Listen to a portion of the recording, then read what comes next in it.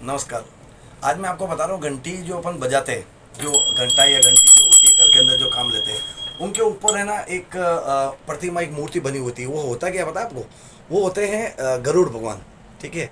और ये घंटा होता है, इस तरह से अपन ये बजाते हैं अपन। तो मैं आपको शॉर्टली थोड़ा समझा देता हूँ अपन ये क्यों होता है, ये घंटी बजाते भी क्यों हैं।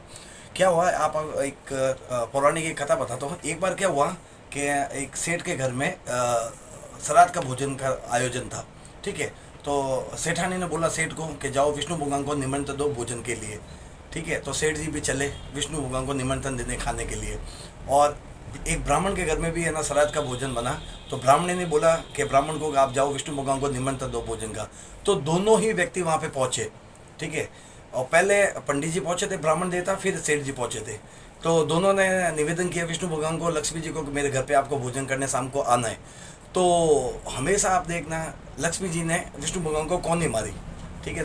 फिर लक्ष्मी जी ने कौन नहीं मारी विष्णु भगवान को। तो विष्णु भगवान हाथ जोड़ के निवेदन किया ब्राह्मण देवता को कि हम लोग सेठ जी के वहाँ जाएंगे और आपके वहाँ आने में असमर्थ है, क्योंकि एक टाइम में एक ही जगह जा सकते, दो जगह जा नहीं सकते। तो ब्राह्मण देवता है, ठाकुर जी को क्या कहे, भगवान है, तो भगवान को हाथ जोड़ के निवेदन करके रवाना हो गए। फिर ब्राह्मण देवता सोचा कि अब खाना बना हुआ है, खराब होगा।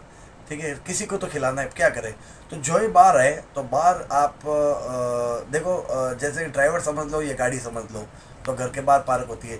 तो वहाँ पे गरुड़ भगवान बैठे थे।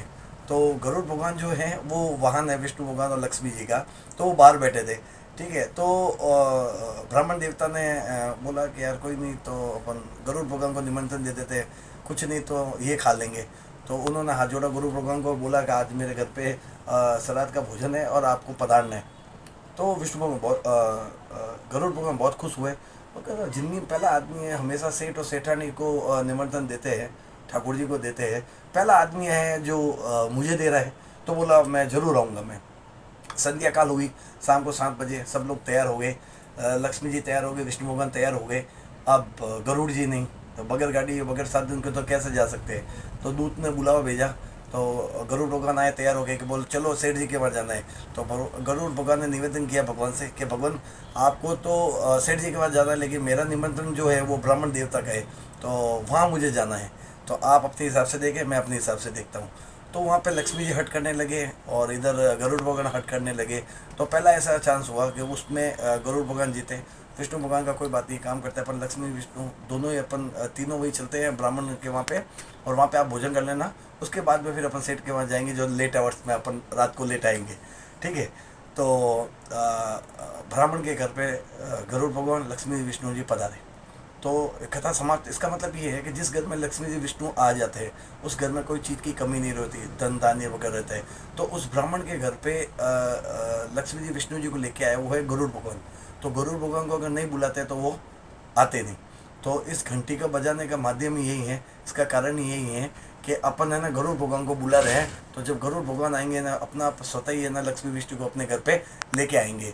और उसके साथ में भी इसका साइंटिफिक रीज़न भी है कि इसकी जो टंकार है, ये टंग की आवाज़ आती है। आपके घर के पास मंदिर नहीं है, फिर भी है ना एक मंदिर का भगवान का एहसास दिलाती है, तो भगवान से जोड़ती है ये घंटी।